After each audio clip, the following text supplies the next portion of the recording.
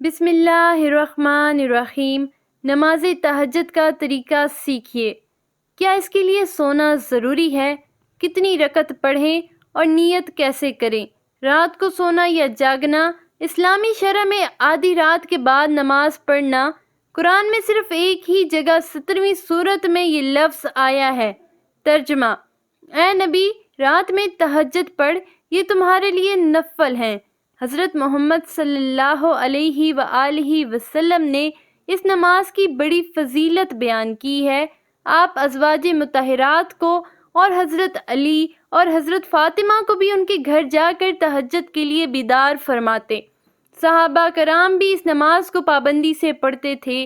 حضور صلی اللہ علیہ وآلہ وسلم نے مسجد نبوی میں اس کے لیے ایک خاص جگہ مخصوص کر دی۔ رمضان شریف میں ایک دفعہ آپ صلی اللہ علیہ وآلہ وسلم نے صحابہ کو تہجد کی نماز جماعت سے پڑھائی۔ دوسری شب اور زیادہ آدمی جمع ہو گئے اور تیسری شب اس سے بھی زیادہ، تو پھر آپ صلی اللہ علیہ وآلہ وسلم تشریف نہ لائے کہ کہیں لوگ اس نماز کو بھی فرض نہ سمجھنے لگیں۔ حالانکہ تہجد کی نماز فقط سنت ہے۔ یہ نماز گھر اور مسجد دونوں میں پڑھی جا سکتی ہے۔ رسول اللہ صلی اللہ علیہ وآلہ وسلم نے تہجد کی نماز میں 2 رکعت بھی پڑھی، 4 بھی اور 8 بھی اور 12 بھی۔ تہجد کا وقت فرض عشاء پڑھنے کے بعد سو رہے ہیں، پھر شب میں طلوع آفتاب سے پہلے جس وقت آنکھ کھلے وہی تہجد کا وقت ہے۔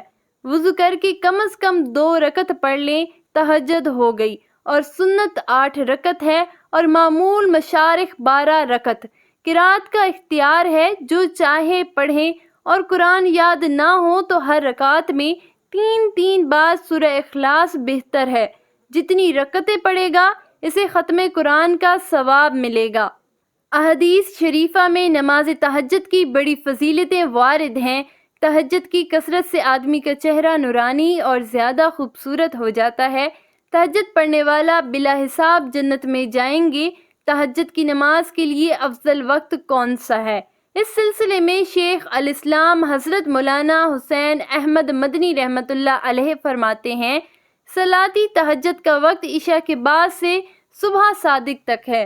حضرت عائشہ رضی اللہ تعالی عنہ سے صحابہ میں روایت موجود ہے کہ جناب رسول اللہ صلی اللہ علیہ وآلہ وسلم نے ابتدائی شب میں بھی اور وسط شب میں بھی اور آخری شب میں بھی تہجد پڑھی ہے، مگر آخری ایام میں اور زیادہ تاخیر شب میں پڑھنا وارد ہے۔ جس قدر بھی رات کا حصہ متاخر ہو جاتا ہے، برکات اور رحمتیں زیادہ ہو جاتی ہیں۔ آخر میں سب حصوں سے زیادہ برکات ہوتی ہیں۔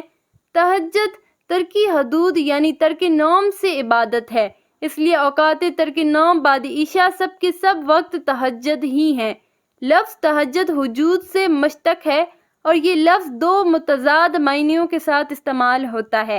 اس کے معنی سونے کے بھی آتے ہیں اور جاگنے بیدار ہونے کے بھی۔ اسی رات کی نماز کو اصلاح شرع میں نماز تہجد کہا جاتا ہے، اور عموماً اس کا مفہوم یہ کہا گیا ہے کہ کچھ دیر سو کر اٹھنے کے بعد جو نماز پڑھی جائے وہ نماز تہجد ہے۔ لہذا تفسیر مظہری میں ہے کہ رات کے کچھ حصے میں نماز کے لیے سونے کو ترک کر دو، اور یہ مفہوم جس طرح کچھ دیر سونے کے بعد جاگ کر نماز پڑھنے پر صادق آتا ہے، اسی طرح شروع ہی میں نماز کے لیے نیند کو مؤخر کر کے نماز پڑھنے پر بھی صادق ہے۔ اس لیے نماز تہجد کے لیے پہلی نیند ہونے کی شرط قرآن کا مظلوم نہیں۔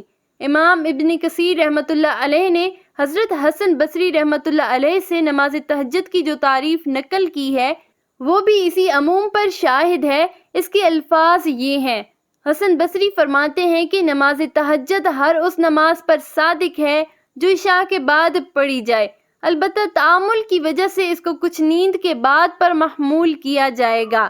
نماز تہجد کی ہو یا کوئی بھی، اس کی نیت کے لیے زبان سے الفاظ ادا کرنا ضروری نہیں ہے، بس دل میں یہ نیت کافی ہے کہ میں تہجد کی نماز ادا کر رہا ہوں۔ اور الفاظ ادا کرنے ہوں تو تہجد کی نیت اس طرح سے کریں، اپنی زبان سے یوں کہیں، نیت کریں کہ میں 2 رکعت تہجد کی نماز پڑھ رہا ہوں، اللہ اکبر، نیز اگر رات کو صرف نفل نماز کی نیت سے نماز پڑھے گا تب بھی تہجد کی نماز ہو جائے گی۔ نماز تہجد کی کم از کم 2 رکھتے ہیں اور زیادہ سے زیادہ 12 رکھتے ہیں۔ بعد نماز عشاء بستر خواب پر لیٹ جائیں اور سو کر رات کے کسی بھی وقت اٹھ کر نماز تہجد پڑھ لیں۔ بہتر وقت نصف شب اور آخری شب ہے۔ تہجد کے لیے اٹھنے کا یقین ہو تو آپ عشاء کے وتر چھوڑ سکتے ہیں۔ اس صورت میں وتر کو نماز تہجد کے ساتھ آخر میں پڑھ لیں۔ یوں بشمول 8 نوافل تہجد کل 11 رکعت بن جائیں گی۔ رات کا اٹھنا یقینی نہ ہو تو وتر نماز عشاء کے ساتھ پڑھ لینا بہتر ہے۔ ام المومنین حضرت عائشہ صدیقہ رضی اللہ تعالی عنہ روایت کرتی ہیں کہ حضور نبی کریم صلی اللہ علیہ وآلہ وسلم ہمیشہ رات کو 11 رکعت پڑھتے تھے۔ ایک رکعت کے ساتھ تمام رکعت کو طاق بنا لیتے، نماز سے فارغ ہونے کے بعد دائیں کروٹ لیٹ جاتے، حتیٰ کہ آپ کے پاس محزن آتا، پھر آپ 2 رکعت سنت فجر مختصر پڑھتے۔